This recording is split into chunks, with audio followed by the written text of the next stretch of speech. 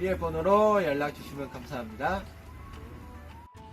안녕하세요. 남녀원의 종묘입니다. 이제 바쁜 봄이 드디어 끝나서 이제 아직 5월 말밖에 안 됐는데 여기는 벌써 온도가 이제 30도가 넘어가고 있어요.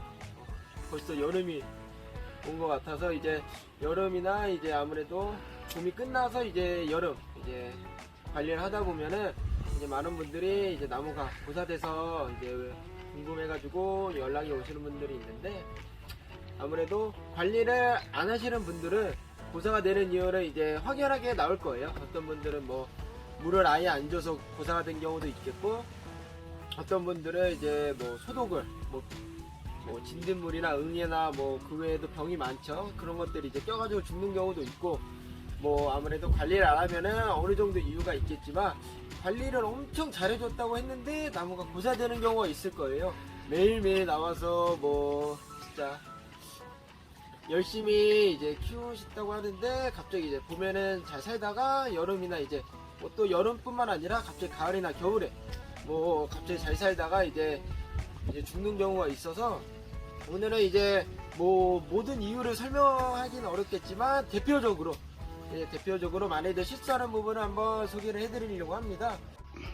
우선 첫 번째로는 이거는 이제 영상에서도 늘 소개를 해드렸는데 이제 과습이에요. 보시면은 이제 한번 보여드릴게요. 보시면은 이제 위에 짙은 갈색이 아닌 연한 갈색으로 이제 보통 물을 머금게 되면은 이런 식으로 이제 짙은 갈색이 띄는데, 지금 이 나무는 연한 갈색으로 띄어요. 그러다 보니까는 이제 말랐구나 싶어가지고 물을 계속 줘요. 근데 이제 아무래도 위에 같은 경우에는 햇빛을 조금만 노출돼도 금방 말라버리는데, 속을 한번 보여드리면은 짙은 갈색이에요.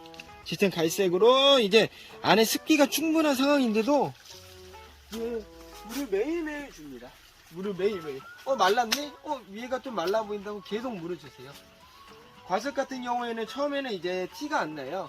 이제 이런 침엽수뿐만 아니라 다른 이제 뭐 낙엽수들, 예를 들어 뭐 장미나 뭐 단풍나무 이런 식으로 이제 가을에 잎이 떨어지는 애들은 이제 마를 경우에는 가뭄으로 이제 땅에 수분기가 없어서 마를 경우에는 티가 확 나요. 잎이 이렇게 축 처지거나.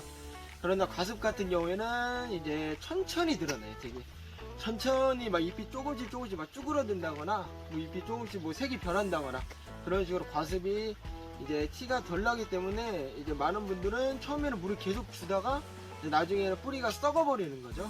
이런 것도 한번 보여드리면은 같은 동에 있는 에메랄드 그린이에요. 이런 것도 보면은 잘 살다가 티가 확실히 나죠. 이것도 이제 물을 저희가 잘 줬는데 이런 것도 이제 죽는 경우가 말라서는 아니고요. 보시면 여기도 이제 짙은 갈색으로 수분기도 굉장히 촉촉한 상태고요. 뿌리를 한번 보여드리면은 보이시죠? 새 뿌리가 안 나와 있고요. 이런 식으로 이제 완전 검정색에 가까운 색으로 변하고 있어요. 이런 식으로. 이런 거는 이제 색부터 완전히 다르고, 저희는 이제 딱 보면은 이제 고사됐는지 어느 정도 알지만 색부터 완전히 다르다 보니까 이제 이거는 고사가 됐다고 할 수 있고요. 저희 같은 경우에도 이런 실수가 많이 나오는 이유 중 하나가 이제 평탄 작업이라고 하죠. 뭐 나라시라고 하시는 분들도 있고요. 이렇게 하우스를 쫙 최대한 평평하게 맞춰 놓아요. 근데 아무래도 시간이 지나면 지날수록 이제 조금씩 이제 중간중간에 조금씩 들어가 있는 부분들이 있어요. 그런 부분을 이제 쿨러로 돌리게 되면 물이 좀 고이다 보니까 그런 데는 이제 아무래도 물이 좀 이제 많이 고여 있어서 이제 과습으로 인해서 저희도 이제 고사되는 경우도 종종 있고요. 이제 첫 번째로는 이제 과습으로 해서 이제 언제 어떻게 물을 한 번씩 줘야 되나 하시는 분들이 있는데, 저희 같은 경우에는 이제 손가락으로 한 번씩 찔러봐요. 저희는 이제 아무래도 농사를 많이 접었으니까 이제 언제 말랐나 한 번씩 들어보면 아는데, 초보자분들은 이런 포트미어들을 보통 손톱을 이렇게 찔러서 넣거나 아니면은 이렇게 포트를 직접 뽑아 주셔도 되고요. 대신에 흙이 안 틀리게끔 살살 뽑아 주시면은 요렇게 보면은 아직 짙은 갈색으로 띄니까 안 말랐으니까 이제 며칠 정도 뒤에 줘야겠다, 이렇게 이제 판단을 하시면 되고요.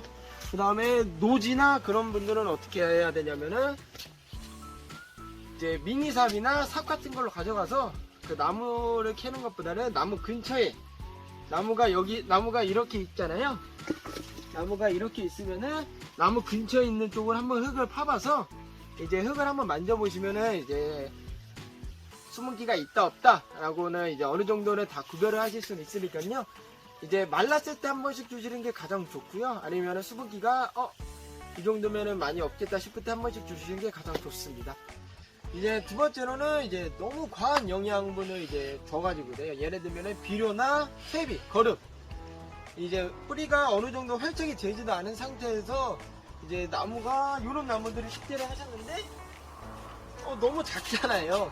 너무 작다 보니까 이거를 빨리 키우고 싶어 하는 마음에 영양분을 계속 주는 거예요. 계속. 그러다 보면 이제 아무래도 모든 비료가 다 똑같진 않겠지만, 비료나 거름이 똑같진 않지만 독성이 어느 정도 있는 비료들은 있어요. 그런 것들을 너무 많이 뿌려주게 되면은 뿌리가 다쳐가지고 고사되는 경우가 상당히 많고요.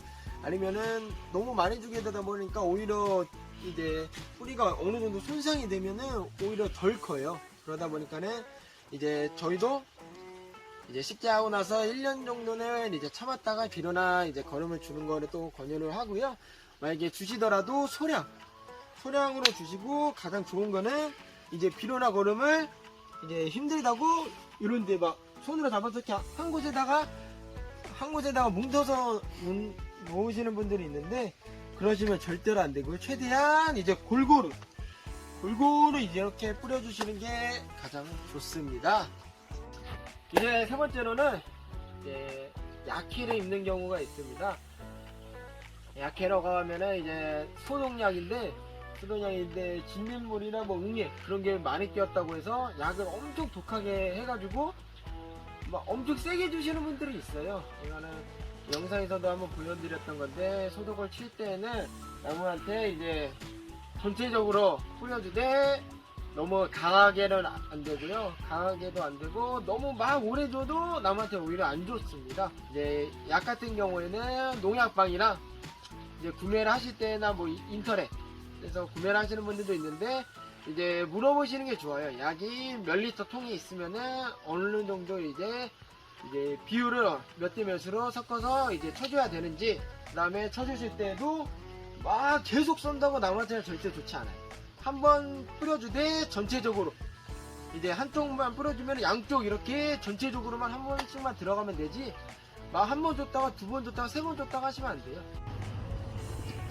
네, 이렇게 오늘은 나무가 이제 고사되는 이유를 한번 알아봤는데, 뭐 너무 과한 관심을 줘도 오히려 나무한테는 독이 될 수도 있어요. 그래서 이것 말고도 다른 이유도 여러 가지도 많을 거예요. 이제 뭐 측백일주들은 뭐 건한풍 피해도 있을 거고, 뭐 그 외에도 뭐 많은 이유가 있는데, 이거는 이제 대표적인 예로서 한번 이제 설명을 해드렸고요. 그 외에도 이제 뭐 궁금하신 점 있으면 언제든지 이제 물어보셔도 되고요.